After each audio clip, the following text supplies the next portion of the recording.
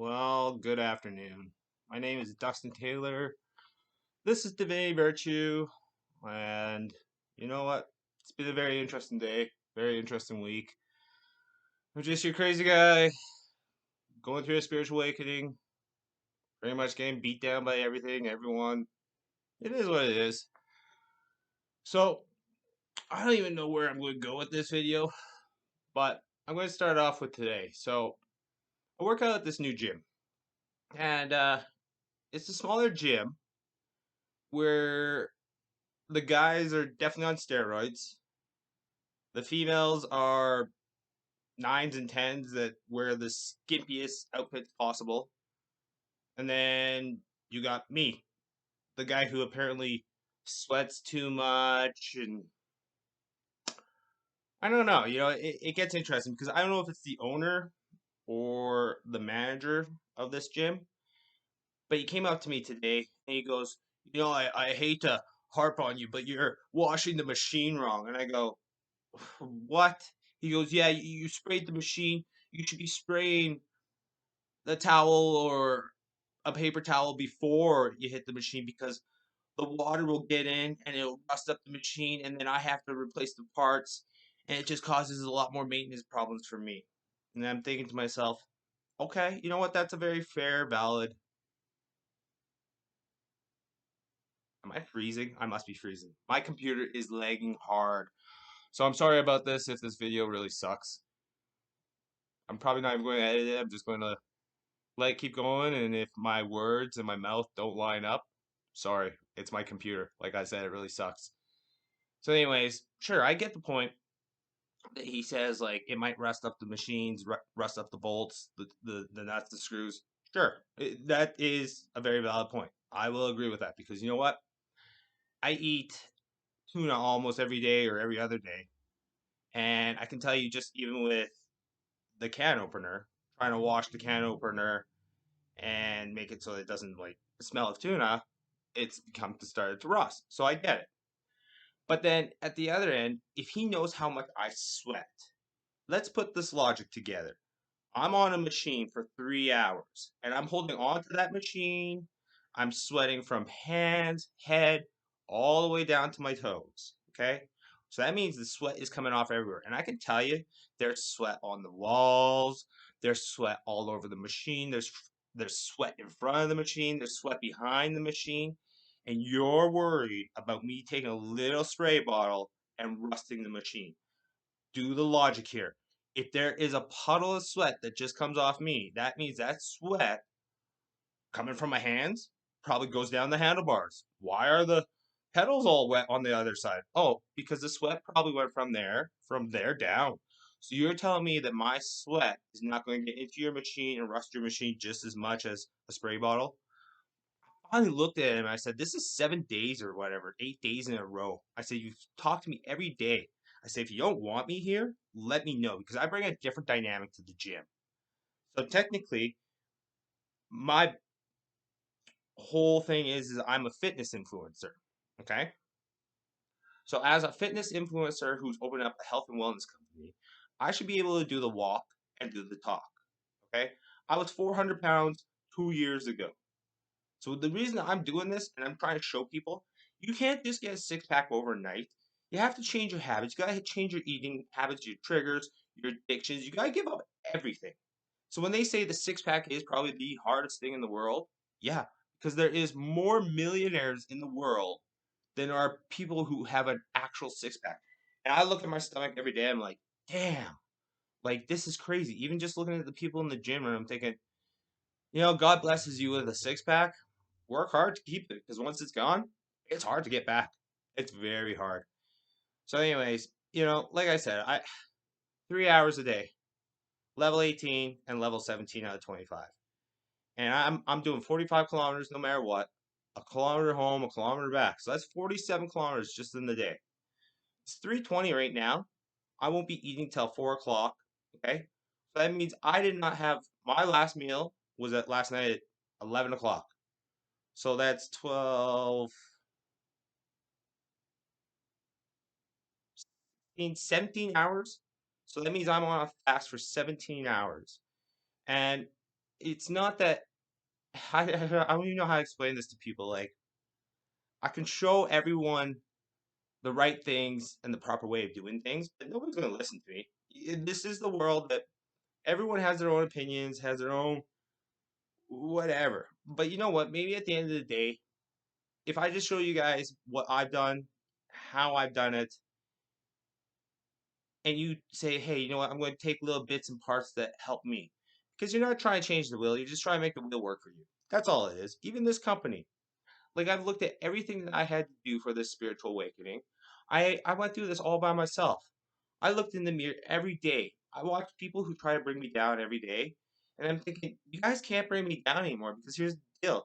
You try to bring me down, I come back tomorrow stronger, harder, and more egotistical. And you're going to say, that's kind of weird. You're supposed to be broken down in a spiritual awakening. Yeah, you know what? God does his plan every day. He breaks me down, he lets people try to break me down. And then all I do is I step up, I wake up tomorrow and go, let's go. New day, new start, let's go. Because at the end of the day, whether anyone believes me or not, and this is why my company's going to be niche. I am that 1%, and I tell people I'm that 1%. The thing is I know how my mind works. I know that I'm either 100% or 0%. And with me, you're going to say, well, how did you quit your addictions? And I reverse engineered everything. Like, I looked at, okay, well, I'm drinking 4 liters of cooler. I'm going to change that to 4 liters of tea. Okay, well, there's a shitload of sugar in these coolers. I'm going to change that with candy. And then I eventually re-engineered it to the healthier forms. And that's all you have to do. So, like, okay, when I think just about like everything that's kind of gone on, I can't quite explain to people a spiritual awakening, and I can't quite explain to people that I've learned how to kind of manipulate and control my energies, whether it's with inside my body or just energies around me. And this gets really tough because I can't work now a 9 to 5 job. And you're going to go, well, that's kind of weird. Everyone can work a 9 to 5 job. Yes, most everyone can work a 9 to 5 job. I think humans in them as themselves should probably work 3 hours, eat, break, whatever for an hour, work for another 3 hours, eat, break, maybe 6 hours tops a day, to be honest. But this whole world's about fastness, fastness, fastness, and bottom line and productivity and yada yada yada. But if that's the case and this is all about productivity, humans are not, I don't know, humans unless they're on drugs or hooked up on Red Bull or caffeine or coffee or whatever are not going to be able to do 8 hours a day consistently for someone else. Go work out, make sure their house is clean, make sure life is good. That just seems a lot to put on somebody at any stage in life. And, like, I don't know. I just think it is what it is. So, anyways, I go out. Let's get off this rant with this guy. I just think, I bring a very different dynamic to the gym. I am considered a fitness influencer, opening up a health and wellness company. And I'm going to tell you, I probably have the best cardio in people who do cardio. And I used to be a person who had asthma. And I'm thinking, why did I have asthma growing up my whole entire life? Yeah, I haven't used an inhaler in, well, I don't even know, 5, 6, 7, 8, 9, 10 years. If I need an inhaler now, like I literally have to go to like my next door neighbor's houses and say like, hey, do you have an inhaler? Like I'm going through an asthma attack. And if it's not that, I'll drink a cup of coffee. And literally, the only reason I'd be drinking a cup of coffee is because coffee opens up your lungs, creates the airwaves. And I don't even drink coffee, but I'll drink coffee if I'm in a bad asthma attack. And like I said, how can I have asthma growing up my entire life? I could only work out like 2, 3 minutes and I'm like, but now I can do 3 hours and I'm like, yo, let's go. So I don't really know, to be honest with you. I don't know if you just start working out, your lungs get better, it clears up your asthma. I don't know. I really don't know.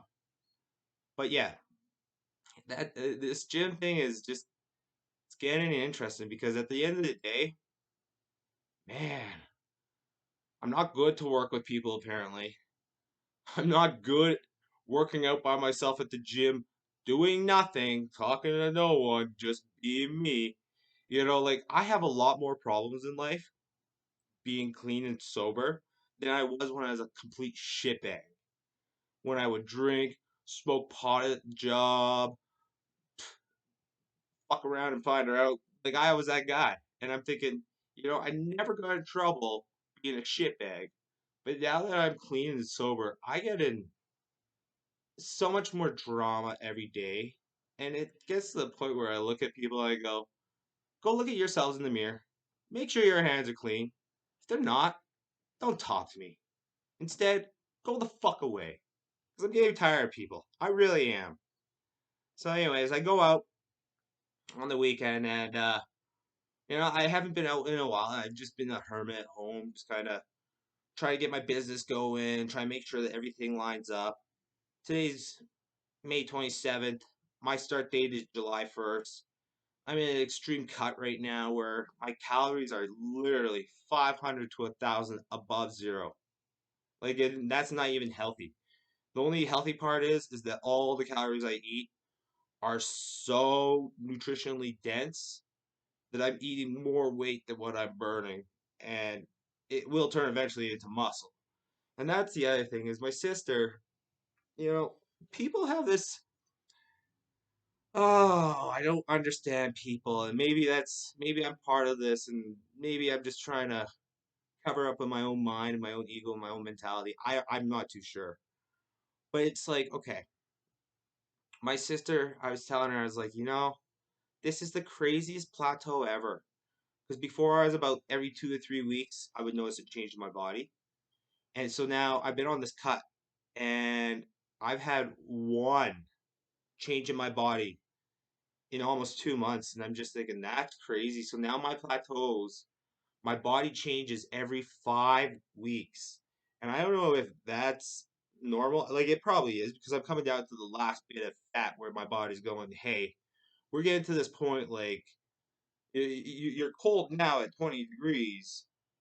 If you drop down there 5 to 6% body fat, you're going to be cold at 25 degrees probably. So I'm getting to that point where I'm leaning out very hard. I can see my ribs. I can see my back muscles. I can see my arms. My legs are defined. Like there's only certain parts that are just, it must be the last bit of fat that I was born with. It must be baby fat. I don't know. That's what I'm going to tell myself. So, anyways, I was telling my sister, I go, yeah, this is like probably the last 20 pounds, and it is hard to get rid of. My diet's clean, this. And she goes, oh, well, maybe you need to work out more. And I'm thinking, okay, why is everyone telling me I need to work out more? So it's like, okay, my sister, she's a heavier set lady, but she's got 3 kids, I think, 3 or 4 kids. I'm not too sure.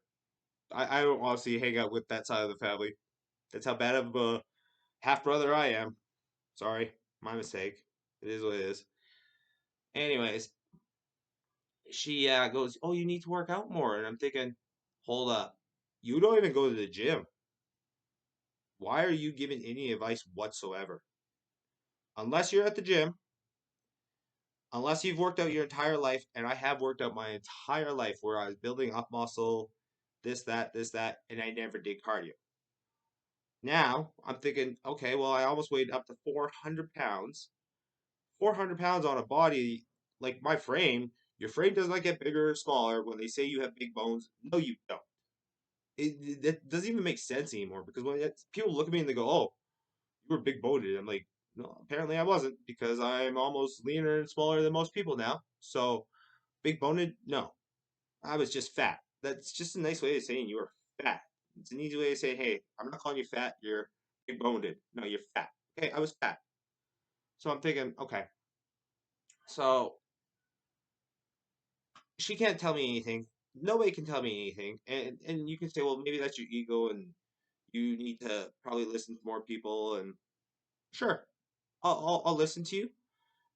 But unless what you're saying doesn't match what you look like, you have no reason to talk. It's like this. I saw this the other day. This I guess she was a female golf pro, and she was at the driving range or something, and some what's a male Karen? I don't know whatever the male Karen acronym or what, not even acronym, the male Karen is. We'll call him the male Karen. I don't know, whatever. Anyways, was telling her going, oh, you need to fix your swing like this so you can hit the ball better, blah blah blah blah. And she posted a thing going, without him knowing, I'm actually a professional pro, and he's telling me how to hit the ball better. That's kind of crazy. And I agree because, like, how many times do you ever go to the golf course and people go, "Oh, you should do this, you should do this, you should do this." Even if you were a PGA pro, and say Tiger Woods goes, "Hey, Dustin, I think you should do this, this, this, and this." All right, Tiger, you are the number one player in the world, and because you've done this and it works for you, I'm going to try it. I'm going to try it. Okay? But now, if I try everything that he tells me and it doesn't work, but I take little tidbits of it that do help my swing or help me get better, he did his job. Because I can't be Tiger Woods. I can't even be Dustin Taylor, apparently. So, if even in that sense, you can always tell someone how to do something better, but that's just to your own opinion. Because let's be honest, if you had, let's go with this. Say in the basketball world, say you're this kid and you're coming into the basketball world, and yeah, I'm gonna play on this because I think it's funny. Say you average 4.5 points per game at, say, the USC, University of South California, right? South California, University of South California, and then you enter the NBA draft. You've lied about your height. You're not really a good basketball player, but you're born into a family where your dad is king. So you're going to get a lot of opportunities because of the nepotism. You're going to get drafted in the first round, and you suck. You do suck, okay? Let's just get real. If anyone knows who I'm talking about, he sucks. He's 6 feet tall. He's not good. He sucks. But if he came into the league and played it alongside with his dad, played alongside oh, I don't know, Trey Young or Steph Curry or some of those other guys, because that's the only way he's going to actually get into the league. He's going to have mentorship of some of the greatest players of all time. And even though he sucks, it's going to be a nice way for him to actually get experience, grow within the industry, and even if he doesn't become a basketball player, he will pick up enough knowledge that he could probably transfer it to somebody who actually has skill without nepotism. In all honesty, so I don't know. I get it. At the end of the day, we all have to be ourselves, and there are people who have either golfed and became professionals, or basketball players that are professionals, or professional pianists, or professional anything, or lots of people have put their time and effort to become a professional. And at the same point, I think if you take their words of advice and you learn from them, it's a way to grow. It's a way to take a step forward, say, okay, that worked for them. Let's see if it works for me. Because it may not work for you. And if it doesn't, then at least you tried. On to the next. That's how life should be. Anyways, this gets I don't even know where this video was going. I was just kind of ticked off with this manager. He's just I don't know. I look at him and I'm thinking, you probably know everyone in the gym. Everyone knows me at the gym now. You probably think you're good looking. You're not. You're not. I'm not even good looking. So, and I'm better looking than you. And that doesn't say much. Like, out of 10, I'm maybe a 4. So, what are you trying to do? Are you just trying to bring me down just to bring me down? Because I'm going to tell you, lots of people are trying to bring me down lately. I'm thinking, cool. Why are you guys bringing me down? What have I ever done in anyone's life to warrant people coming at me, bringing me down? And I've had this my entire life. That kid in school, probably the same size I was now, which I'm only like 20 pounds overweight. So in comparison to what I was in elementary, so say I was maybe 10 pounds overweight in elementary. I had kids beat me up, make fun of me, throw shit at me, follow me home, kick in my fence. And then let's see, I go to junior high. I never had any friends there. I had one or two friends.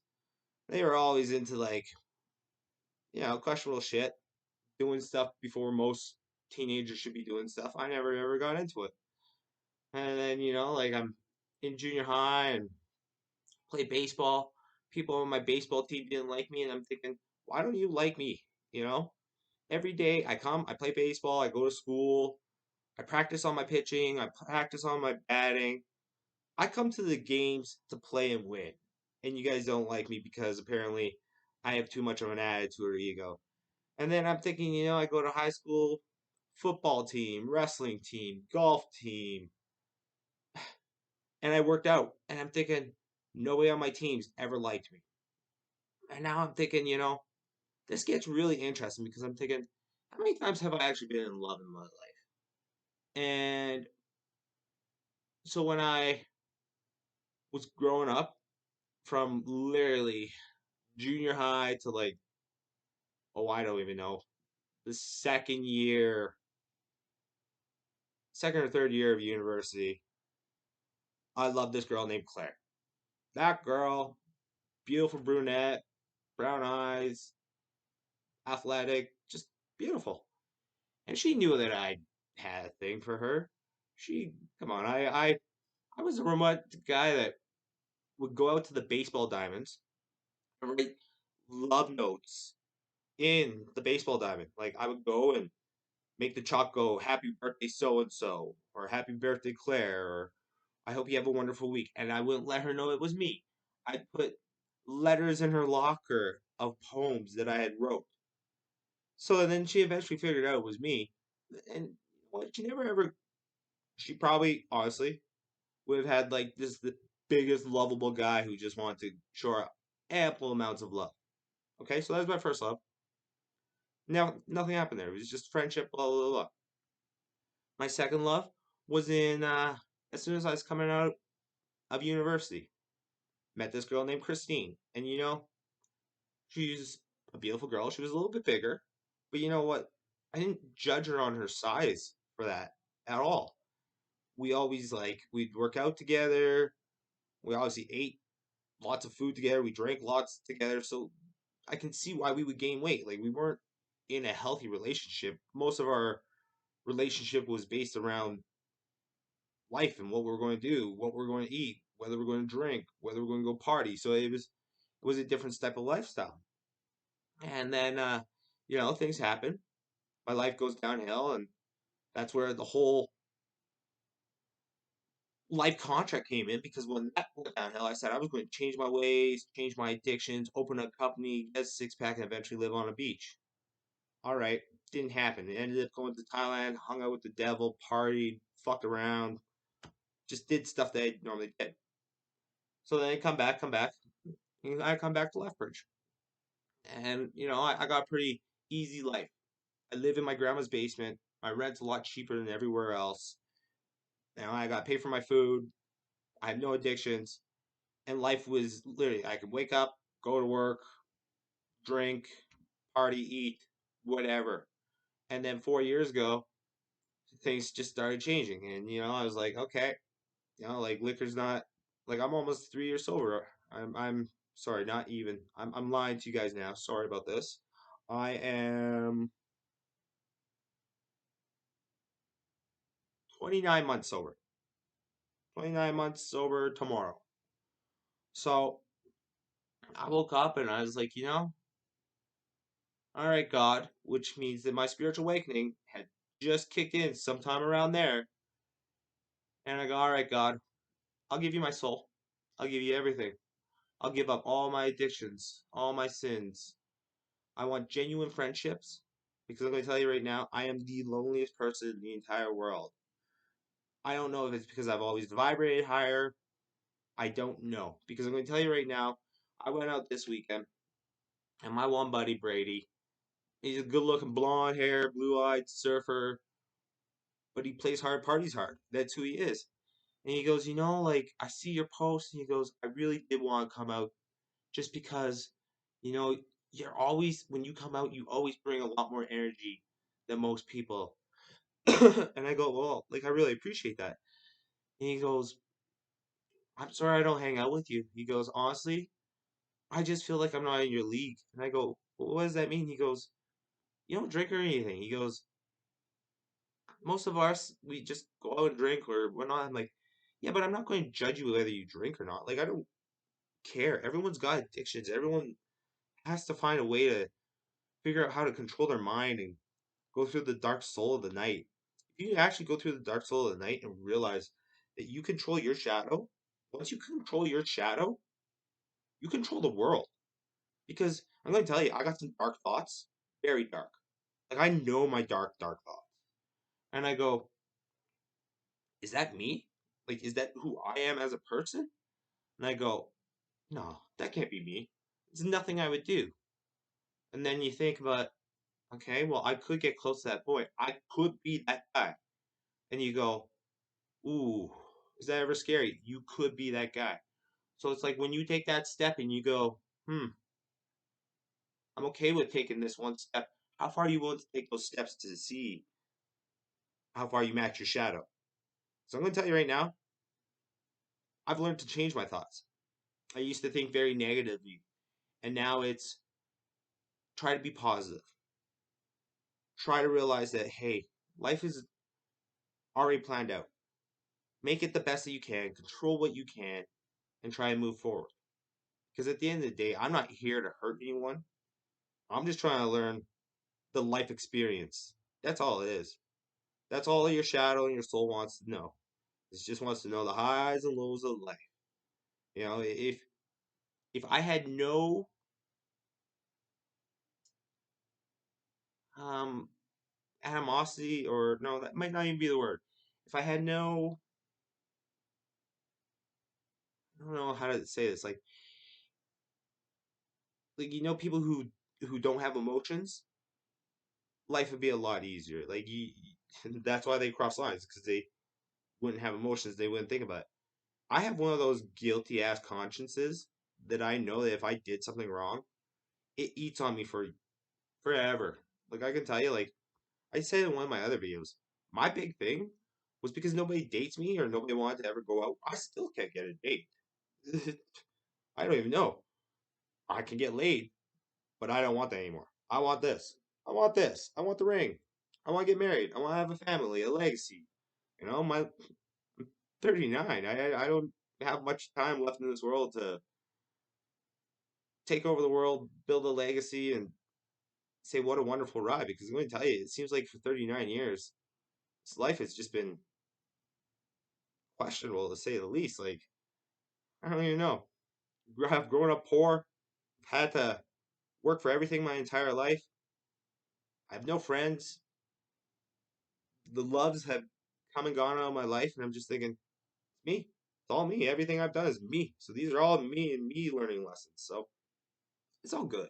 It's all good. Because at the end of the day, like I said, everyone tries to break me down. I'm just coming. I'm coming back even harder and harder. So I'm going to tell you, I tell people I'm the 1%.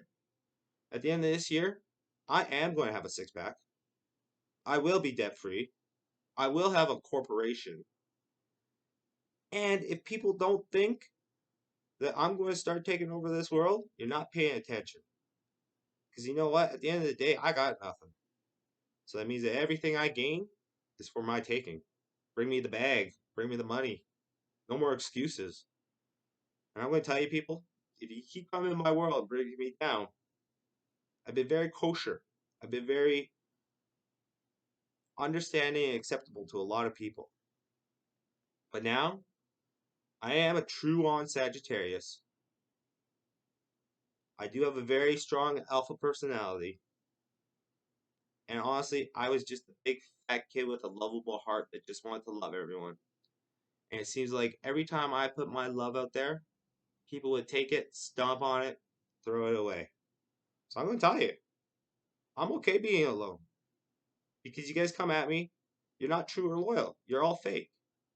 Unless you actually come into my world and say, okay, he is probably the most genuine, loyal person there is, then there's no point being in my world. Because when my friend says, hey, I can't even step up to you because I feel like I'm out of your league. And I'm thinking, you know, last year I was probably 30 to 50 pounds heavier. And I was in 30 situationships where I could have had dates. I could have had women galore, this and that. And once again, I fell in love and I'm very loyal.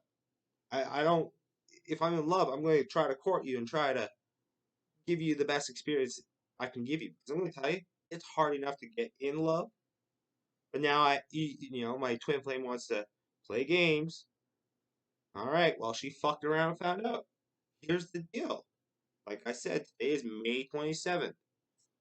September, second week, I guarantee you, when she comes back to Lethbridge, she's going to see me, and then she's going to go, huh,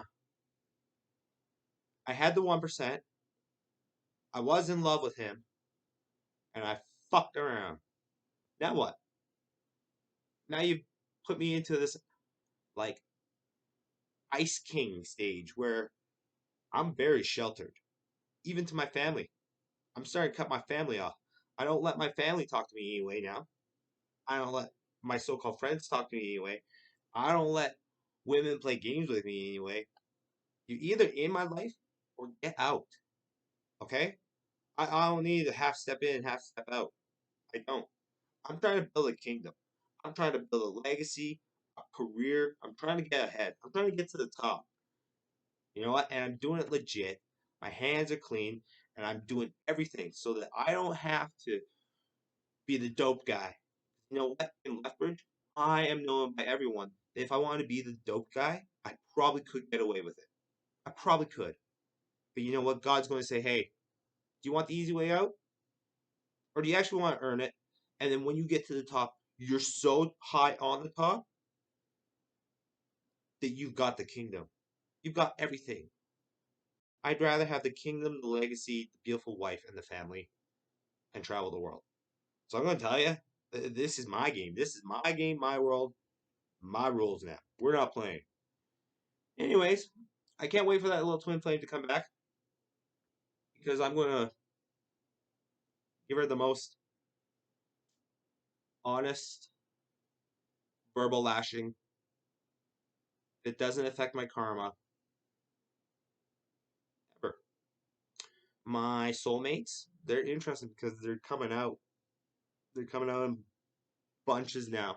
I'm getting a lot of love bombs. I'm getting, I can't even tell you. You know, this is getting really interesting because, like I said, back in the day, my thing was is girls who have boyfriends, I always wanted to make them cheat. And that's why I feel so bad because I was such a dirtbag doing that shit. But now I watch so many women with boyfriends.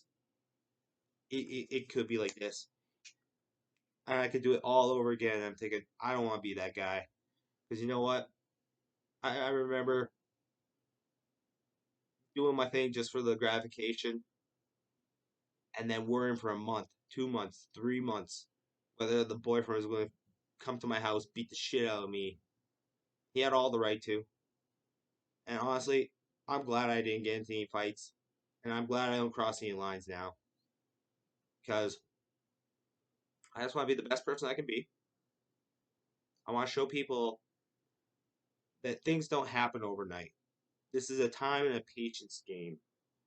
The fact that I know who my future wife is, and we haven't even dated, isn't that crazy? All I can tell you is that she's got a little bit of spot in my heart where the first time I met her, her boyfriend was playing games with her, cheating on her. She picks guys that are fucking low life losers. And I'm thinking, I can't stop it, you know? I'll be around you if we're around, and if your boyfriend wants to step up and hurt you, then we play. Because I'm not going to let anyone hurt any one of my friends, whether around me. Just who I am. I'm a very loyal person. And I could tell you, like, she would come out lots of times. We'd take pictures together. And I would go to her. I'd say, hey, like, I'm getting put through the ringer with my twin flame. Like, come out tonight just to be that person that kind of has my back. And here's the funniest part. My best friend, she's beautiful. Beautiful.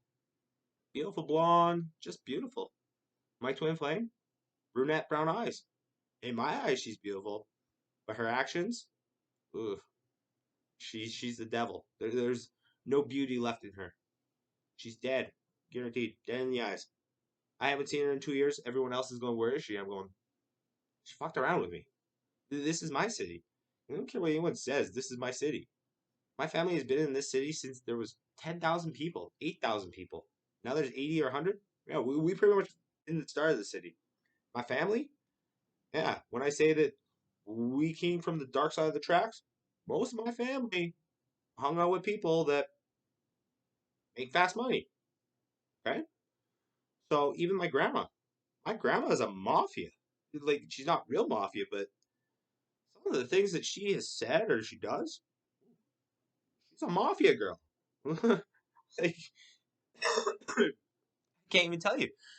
She goes, if I knew some of the things that were going on, I would make a call, have it dealt with. And I'm just thinking, that's a very mafia call. Like that's a very mafia style call. Good side, bad side, God, Satan, whoever. They all watch me in this. I'm I have to keep my hands clean. I have to vibrate higher. Because you know what? This is what people don't get. And I finally figured out. When you're a chosen one and you're anointed from God, there is a reason. It's not because I'm better than anyone else. In fact, it's because I was the biggest fucking shitbag probably and learned to change my ways. And now I'm supposed to be a beacon of light to have other people look at me and go, hey, he can do it, so can I. That's all it is. I'm not saying that life is easier. Not at all. Like there's times that I would love to go out and just get drunk and fuck around again and have fun. It's not healthy for me. It wasn't healthy for my mindset, wasn't healthy for my body, wasn't healthy for my liver, my kidneys, none of it. So now this is all about just trying to be the best version I can be moving forward. Anyways, yeah, I don't even know how many rants I went on this, but this is a 39-minute video. I know my food's going to be ready in like a minute upstairs. I just really wanted to come on here and just express myself because, another thing. So I finally got somebody to do my logo. And this gets really hard because in my head, divinity virtue. Heart, like I want everyone to have a strong heart. I want the angel wings just because it feels like when you have wings, it's like you're growing, you're flying, you're being higher up. I don't know why I chose a heart and wings, but to me, it just seems like a beautiful logo. So I told the guy, I said, hey, like, this is what I want, blah, blah, blah. I showed him the picture of my other logos. And then he creates a cartoon with a broken heart and hands and this and that. And I said, well, like, those look good and whatnot, but I don't know. It's not really my thing. And he goes, well, I was looking at it, but the trouble is I make it too girly. And then, so on Sunday, it's today, Monday, yeah, so yesterday, I messaged him and I just said, hey, like, hopefully you had a good week. Um, if you kept it to girly, heart, and angel wings, you probably have some pretty good logos for me. He goes, oh, I kind of lean that way, but I went my own way, blah, blah, blah. And I'm going, guy, like, if this is my logo, I don't want your way. I want it my way. I'm going to pay you. I want it my way. So once again, somebody else trying to control my life, but I'm paying you. And it's my logo and it's going to be trademarked. I only want to do this once because I'm going to tell you, Divinity Virtue, after I get this going and I go to the Stampede and I try to talk to everyone I can talk to and just get people to come through my website, I hope I can have 3,000 customers so that the funnel's in my system where I can work every day, 25 customers a day, 25, 25, 25, 25, and just keep going, grow this company up. Because you know what? Next year, if Africa takes place, I saw my connections this weekend. They're getting ready. This is their busy time right now for the next 8 months or whatever. Come January, it's go time. Depending where my money is and where my connections are, they either give me a year in Africa. We try to change this game because my idea is so big that I can get a health and wellness retreat going, which also supplements the income. Then I got the consulting, which supplements the income. And then my third part is to help out the African people and show them how to build houses and change their lives. And if that is all done right, I'm going to tell you, by the time I'm 50, I could be retired.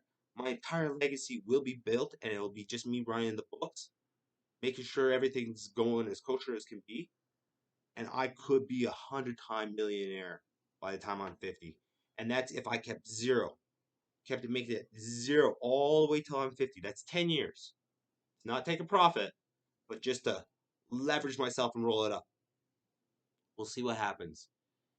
Anyways, this has been a interesting video. It's very eye opening that I've always vibrated higher, which makes sense why I saw an alien spaceship right above me, yet no one else saw it. And I'm just thinking, the people who were right there could have looked up and would have changed their entire life. The fact that that spaceship just floated above me, and the only reason it left was because there was two fighter jets right behind it. That's the only reason it took off. It knew I was vibrating higher. I had a guy in the U.S. Air Force who was working for NATO talk to me one night, and he goes, "You vibrate higher than anyone I've ever seen." I go, "I know." He goes, "No, it's different with you." He goes, "People come through you, and you're not even like a drug dealer or anything." And I go, "I know." And I'm thinking, it's it's it's a curse. So I'm going to tell you, the fact that I can go to the gym. Everyone at this new gym knows me. Everyone, everyone comes by. They even step up beside me just to see if they can keep up. You can't keep up with me. My ego's too big. Because I'm going to tell you, every time my ego gets broken down, I'm a runner. Normally, I have money. I would have been gone. I would have flown somewhere warm and been out of here a long time ago.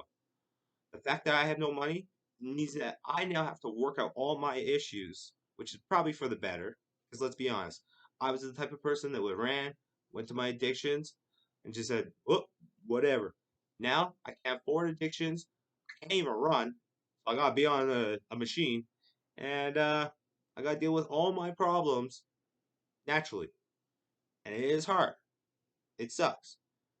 But once you realize how to control your life, your shadow, you know your goods, your bads. Who's going to stop me? I don't even think myself could stop me. I just want to beat myself every day just to be better. Like, how gross is that?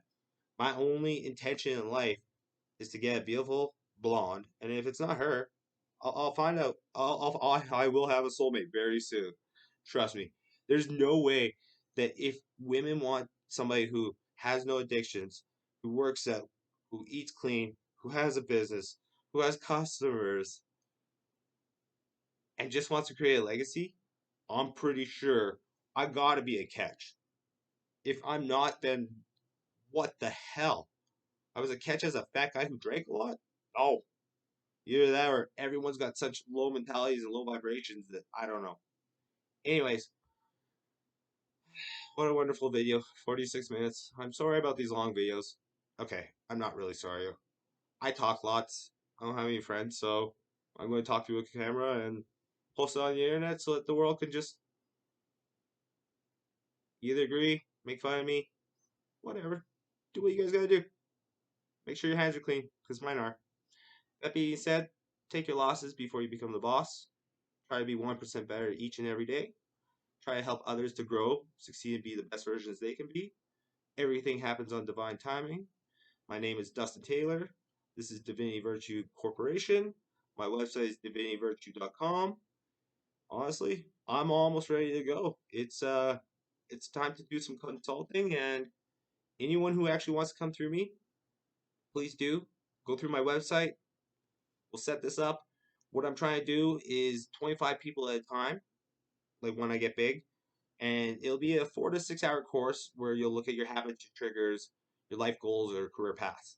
And what I've done is I've essentially built out a bunch of questionnaires that will funnel you down so that if you do it right and you think about it, you will know about your 1 or 2 things that you really want to change. You'll know how to move forward in this world. It's not that I'm saying I'm going to give you what will work. I'm just saying what worked for me. Take it to heart, take it as advice, take little tidbits, and if it helps you move forward, that's all I want. I want people to realize that this world, we're set up. We're set up for failure. Okay? The government does not care for you. It's this the game is this. You build up yourself and then you invest in others. And once you can do that, that's how you will maximize your investments. That's how you'll maximize life, and that's how you'll get ahead. That being said, God bless, amen, and have a